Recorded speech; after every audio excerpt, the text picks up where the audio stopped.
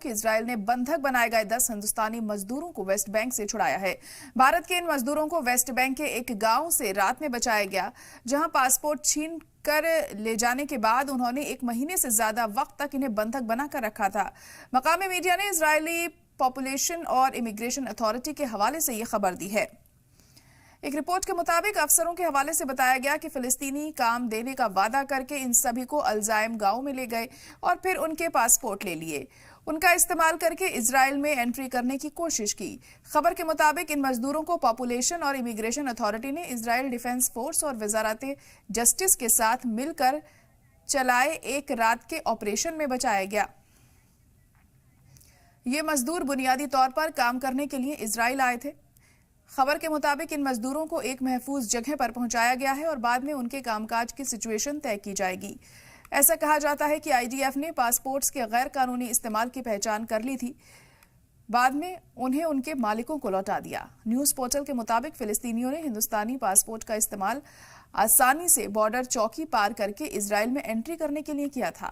اس portal کے مطابق اسرائیلی defence force نے ایک چوکی پر کچھ مشتبہ لوگوں کو روکا، جس کے بعد ہندوستانیوں کی پہچان کی گئی۔ بتایا جاتا ہے کہ پچھلے 1 سال میں اسرائیل میں کنسٹرکشن انڈسٹری میں کام کرنے کے لیے تقریباً 16,000 مزدور آئے تھے۔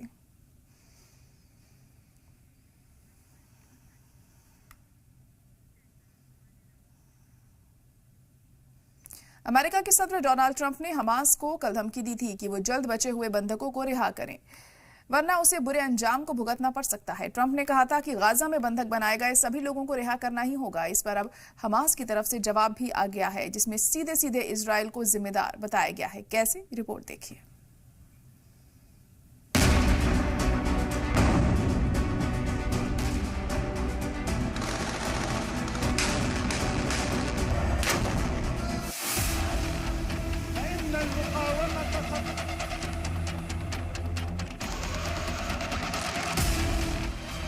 امریکی صدر ڈونلڈ ٹرمپ نے جمعرات کو حماس کو بندھکوں کی رہائی کے لیے آخری وارننگ دی تھی۔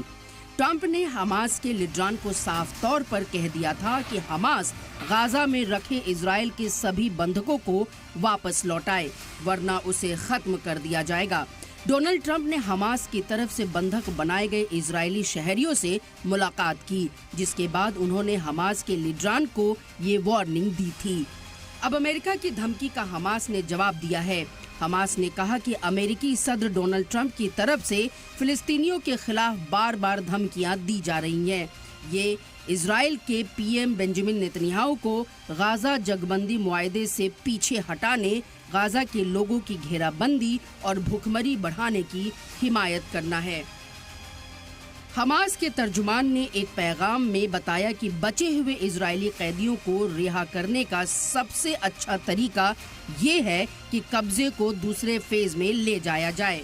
اسرائیل کو ثالثوں کے ذریعے طے معاہدے پر عمل کرنے کے لیے مجبور کیا جائے۔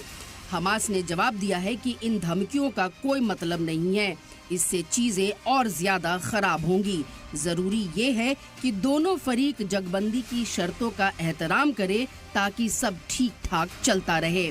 حماس نے اسرائیل پر جنگ بندی کی شرطوں کی خلاف ورزی کا الزام لگاتے ہوئے سنیچر کو ہونے والی اگلی بندھک رہائی ملتوی کرنے کا اعلان کیا ہے۔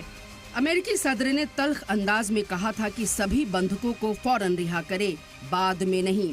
جن لوگوں کا آپ نے قتل کیا ہے ان کی لاشوں کو بھی فوراً واپس کیا جائے۔ ٹرمپ نے اس کے لیے سنگین نتائج بھگتنے کی بھی دھمکی دی تھی اور حماس کی ذہنیت کو لے کر سوال بھی اٹھائے تھے۔ اتنا ہی نہیں، ٹرمپ نے بھی کہا کہ امریکہ اسرائیل کو وہ سب کچھ بھیج رہا ہے جو اسے کام پورا کرنے کے لیے چاہیے۔ اگر آپ میری بات نہیں مانیں گے تو حماس کا ایک بھی ممبر محفوظ نہیں رہے گا۔ میں ابھی آپ کے پچھلے بندھکوں سے ملا ہوں جن کی زندگی آپ نے برباد کر دی ہے۔ یہ آپ کو آخری وارننگ ہے۔ اب غزہ چھوڑنے کا وقت آ گیا ہے۔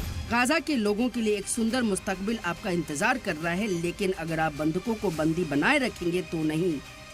اگر آپ ایسا کریں گے تو آپ مر جائیں گے۔ سمجھداری بھرا فیصلہ لیں، بندھکوں کو ابھی رہا کریں، نہیں تو بعد میں آپ کو بہت کچھ بھگتنا پڑے گا۔ वाज़ेह रहे कि इजराइल और हमास के बीच जगबंदी मुआहदे का पहला चरण 1 मार्च को खत्म हो गया। जगबंदी मुआहदा 19 जनवरी को नाफिज हुआ था। इसके बाद से हमास ने 16 इजरायली और 5 थाईलैंड के बंधकों को छोड़ा है। इसके बदले में इजराइल ने 566 फिलिस्तीनी कैदियों को रिहा किया है। इस मुआहदे में इजराइल के हमलों के बाद से अड़चन आती दिख रही है। हालांकि हमास का कहना है कि अगर हालात सुधरते हैं तो बंधकों को रिहा किया जा सकता है। वहीं दूसरे फेज के लिए दोनों फरीकैन में कोई इत्तेफाक राय नहीं बन सकी है। इजराइल चाहता है कि गाजा में जगबंदी के पहले फेज को रमजान तक बढ़ाया जाए। हालांकि हमास ने बातचीत पर जोर दिया है और सीज फायर की वक्त की मियाद बढ़ाने की तजवीज को खारिज कर दिया। मुआहदे का जो दूसरा फेज नाफिज किया जाना है उसमें गाजा में बचे हुए सभी जिंदा बंधकों की वापसी और इलाके के सभी इजरायली फौजियों को वापस बुलाना जाना शामिल है।